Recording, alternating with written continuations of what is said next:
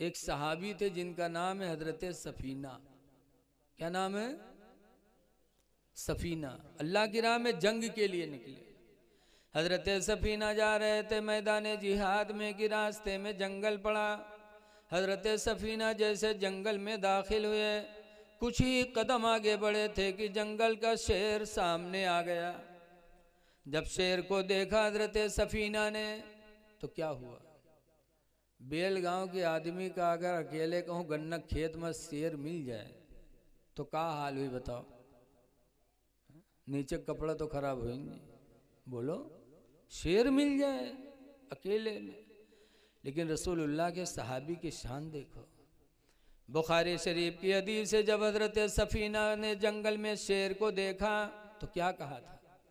या अबल हारिस, ए जंगल के शेर, अना मौला रसूलिल्लाह, मैं रसूलुल्लाह का गुलाम हूँ।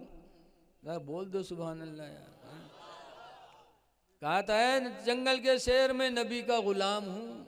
ये नहीं कहा था मैं हाफिज जी हूँ छोड़ दो। ये नहीं कहा था हम तकरीर बहुत बढ़िया कैली थे छोड़ दो, या हाजी हूँ छोड़ दो। हजरत सफीना को हाजी होने पे नाज नहीं, आलिम और हाफिज होने पे नाज नहीं था, न नमाजी होने पे नाज, बल्कि हजरत सफीना को नाज था तो नबी की गुलामी पे नाज था। कहा ना मौला रसूलिल्लाह, ऐ जंगल के शेर मैं रसूलुल्लाह का गुलाम हूँ।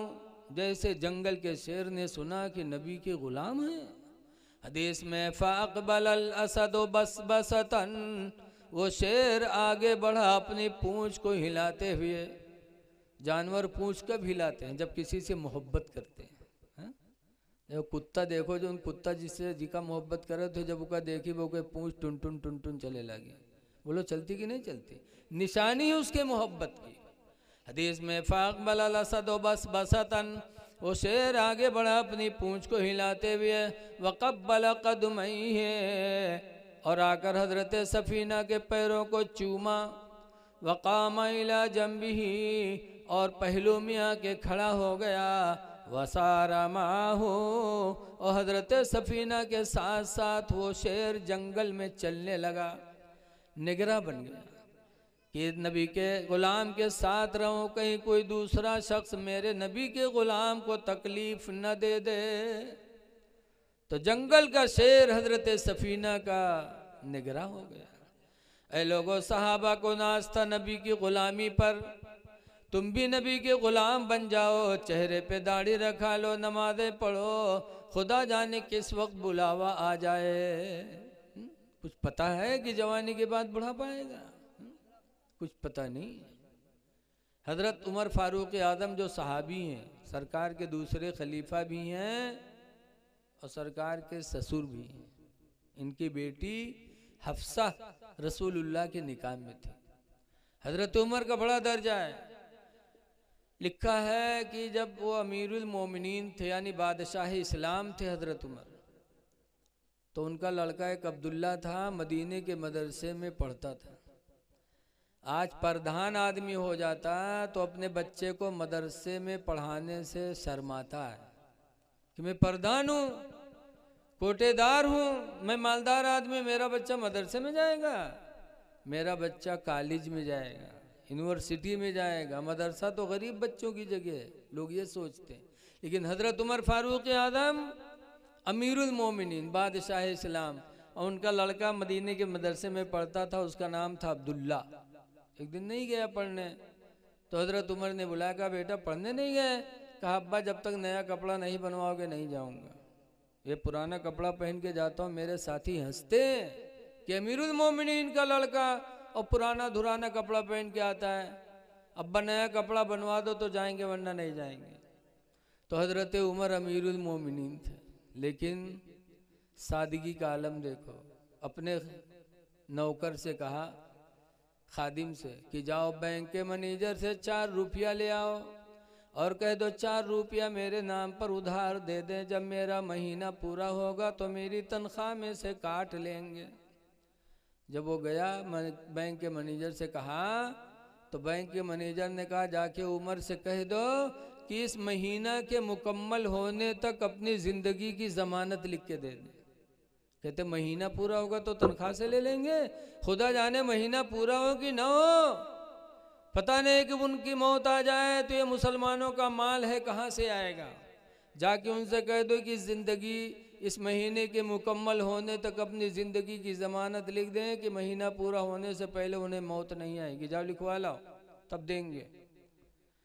वो नौकर आया, हज़रत उमर के इंतज़ार में थे, कहा लाए, कहा हुजूर बैंक का मैनेजर कह रहा है कि जाके कह दो इस महीने के मुकम्मल होने तक अपनी ज़िंदगी की ज़मानत लिख के दे दें कि महीना पूरा होने से पहले आपको मौत नहीं आएगी तब देंगे, वरना नहीं देंगे वो। तो हज़रत उमर ने क्या कहा, रवायतों में लिखा है कि हज़रत उमर ने अपने बेटे अब्दुल्ला को बुलाया करीब में और उनके सर पे हाथ रखा, रोने लगे।